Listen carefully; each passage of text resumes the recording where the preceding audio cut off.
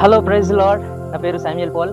మొదటి ప్రేమ మినిస్ట్రీస్ కి స్వాగతం. ఒక విషయాన్ని చెప్పాలనుకుంటున్నా. ఏంటి అంటే, లోకంలో చాలా మంది స్నేహం గురించి గర్వంగా చెప్పుకుంటా ఉంటారు. ఎలాగనంటే, నా స్నేహితుడు నా కోసం ఏదైనా చేయగలుగుతాడు అని చెప్పేసి గర్వంగా ఫీల్ అవుతా ఉంటాడు. కానీ ఒకానొక సమయం వచ్చే వరకు ఆ స్నేహితుడు దూరం అవుతాడు.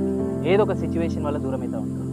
లోకంలో ఏంటి అంటే, ఇద్దరికి మధ్యలో మంచి స్నేహం ఉంది అంటే మూడో వ్యక్తి ఏం చేస్తాడు అంటే ఆ స్నేహాన్ని ఎలాగైనా విరగొట్టడానికి ప్రయత్నిస్తూ ఉంటాడు. లోక స్నేహం.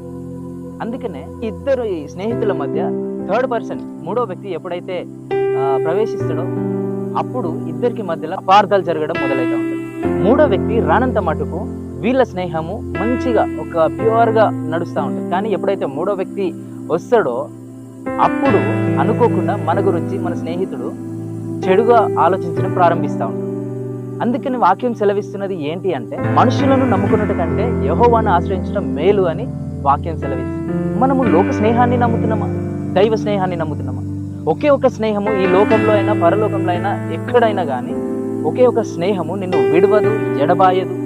ఎడబాటు అనే విషయమే ఉండదు. ఆ స్నేహం ఏంటంటే కేవలం నజరేయుడైన యేసుక్రీస్తు మాత్రమే. లోకంలో ఉన్న ఎంతమందిని నువ్వు స్నేహితులకు చేసుకున్నా, బెస్ట్ ఫ్రెండ్ అనుకున్నా, ప్రాణబంధం అనుకున్నా, ఏదైనా అనుకో, ఏ పేరైనా పెట్టుకో ఆ స్నేహానికి, కానీ ఏదో ఒక రోజు మాత్రం విడిపోక తప్పదు. కాబట్టి గుర్తుపెట్టుకోండి, ఒకటే ఒక స్నేహము, శాశ్వతమైన స్నేహము, అది కేవలం యేసుక్రీస్తు మాత్రమే. ఇప్పుడు మనుషుడే మనకు అంత స్నేహము ఉంటే దేవుడే అడుగుతున్నాడు ఈ దినము నిన్ను ఏమని అంటే, నా స్నేహితునిగా ఉండవా?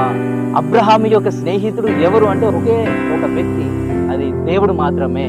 దేవుడు అడుగుతాం. ఒక సినిమా యాక్టర్ కానీ ఒక పొలిటీషియన్ కానీ ఎవరైనా మనకు స్నేహితులు ఉంటే ఎంత గర్వంగా ఫీల్ అవుతాం. కానీ దేవుడు పొలిటీషియన్ కాదు, పొలిటీషియన్ కంటే పెద్దగా దేవుడు సినిమా యాక్టర్ కాదు, అందుకంటే పెద్ద యేసుక్రీస్తు ఈరోజు అడుగుతాడు నీ స్నేహం కోసం.